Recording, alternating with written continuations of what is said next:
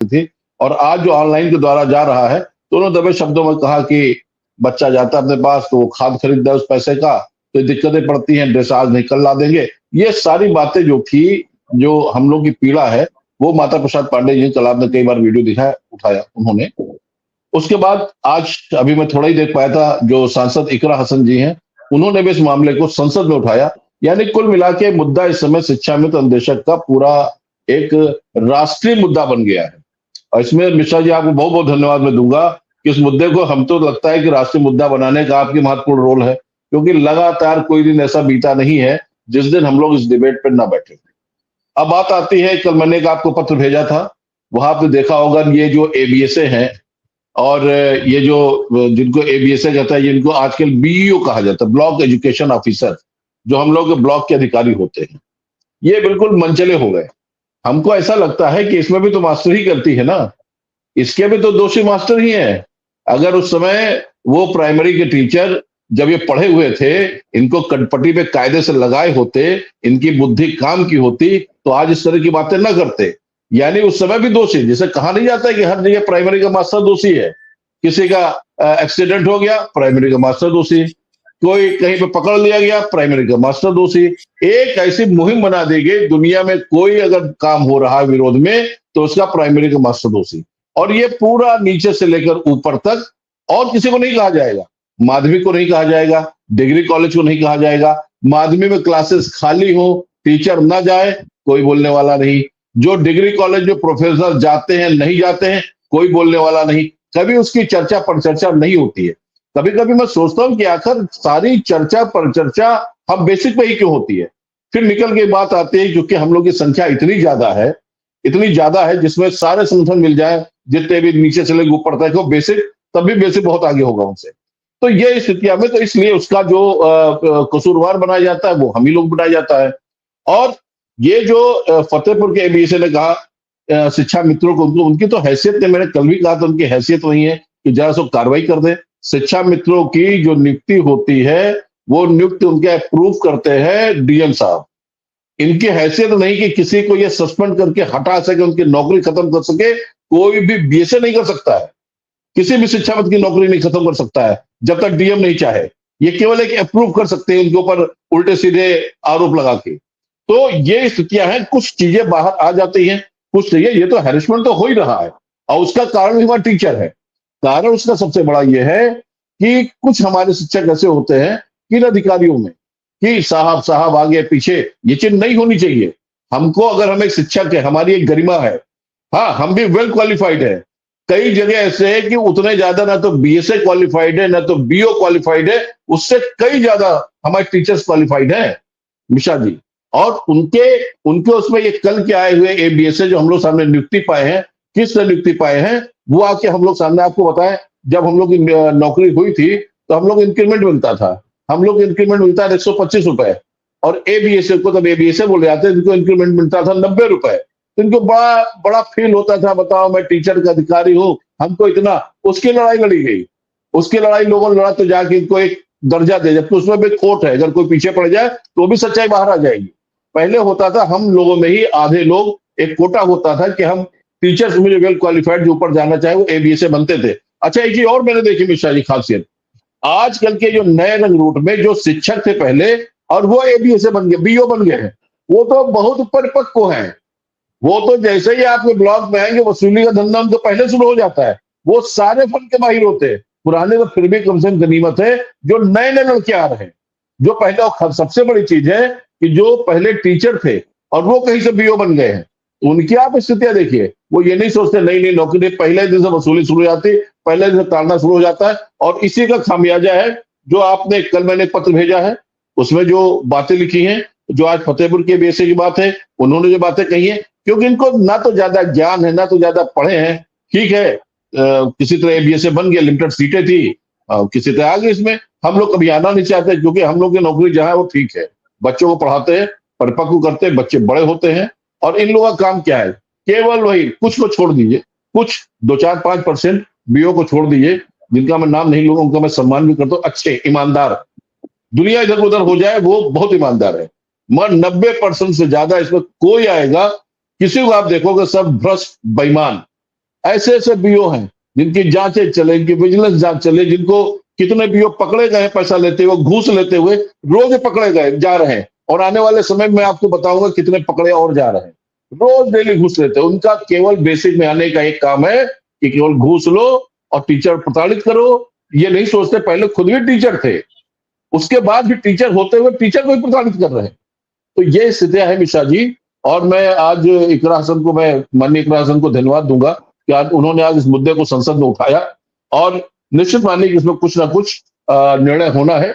एक शिक्षा मित्रों की संगठन और है, उसका मैं कहीं पे एक यूट्यूब पे देख रहा था, तो उनका एक स्टेटमेंट आया था कि अब जो है शिक्षा मित्रों के दिन अच्छे हो रहे हैं और प्राइमरी में जो बेसिक में प्री प्राइमरी होता है उसमें उनको वेतन दिया जाए। मैं ज्यादा उनको पढ़ा नहीं, चूंकि मैं उनके ऊपर ज्यादा विश्वास नहीं करता हूं, क्योंकि उन्हीं की देन है। और जो आज भी शिक्षा मित्र 10,000 पढ़े हैं, वरना 20,000 पे इनको आज से कई साल पहले।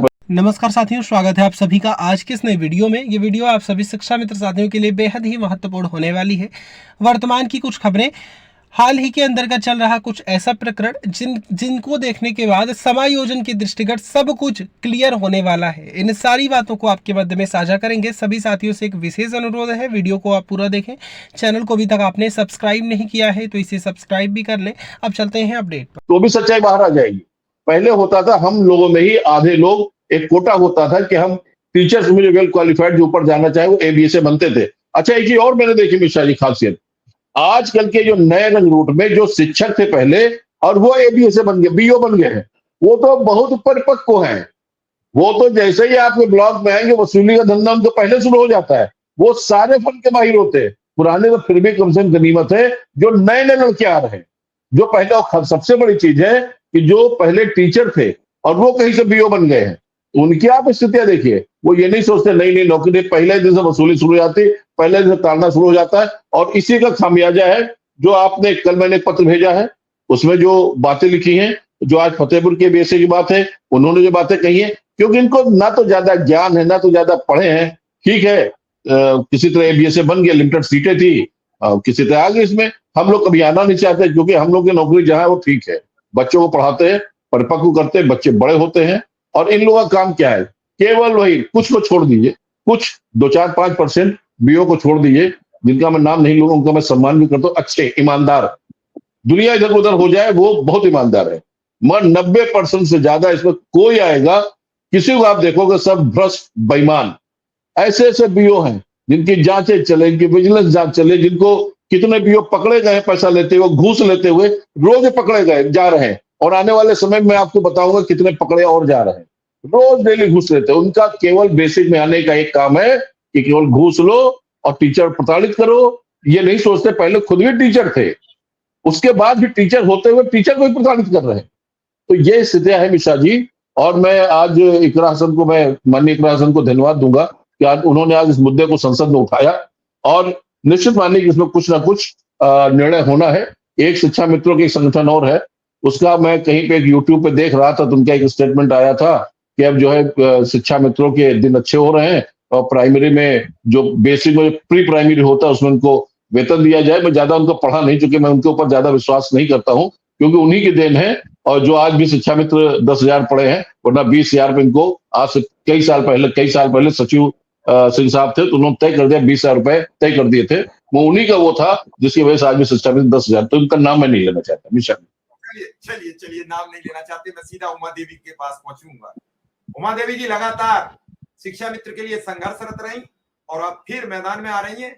और उमा देवी जी, जिस तरीके से विधानसभा से लोकसभा तक जो हड़कंप मचा हुआ है, शिक्षा मित्रों की आवाज उठ रही है, उस आवाज से अब लग रहा है कुछ न कुछ बदलाव के दिन आने चाहिए। उमा देवी, मैं उपस्थित सभी भाइयों का सम्मान करते हुए, वंदन अभिनंदन करते हुए, मिश्रा भैया आपका तो इतना वंदन अभिनंदन करूंगी कि आप कहीं किसी मुहिम को नहीं चूक रहे हैं।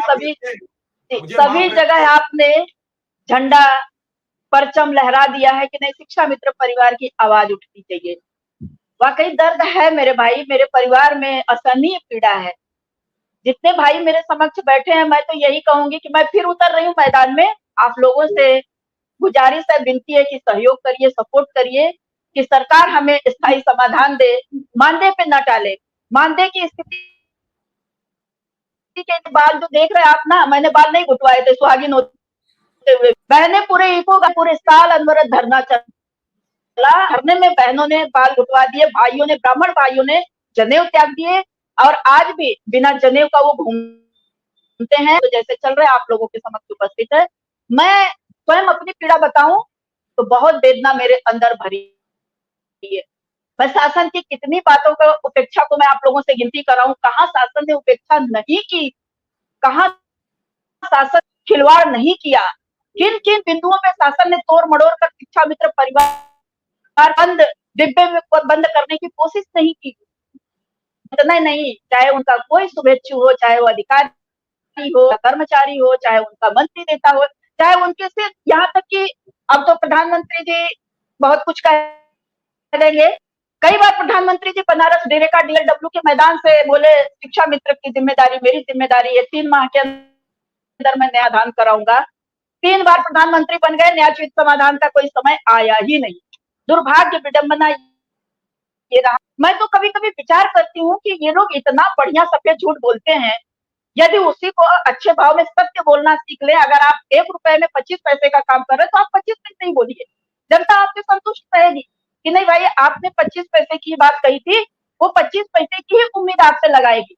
आप पुलिंदा बांध देंगे कि भैया मैं तो 100 रुपए का काम करके दूंगा, और वो 100 रुपए का काम 25 पैसे भी में नहीं आकलन होके आता है जब जनता के सामने, और वो दर्द बढ़ता जाता है मेरे भाई। और मैं तो अपना पर्सनल मूल्यांकन बताऊंगी कि मैं जब बीजेपी सरकार की नीतियों पे मूल्यांकन करती हूँ, उनके कार्यशैलियों का आकलन करती हूँ, कहीं ना कहीं उनके लोगों की जब बातों को सुनती हूँ तो मैं आहत होती हूँ, तकलीफ मुझे बहुत होती है।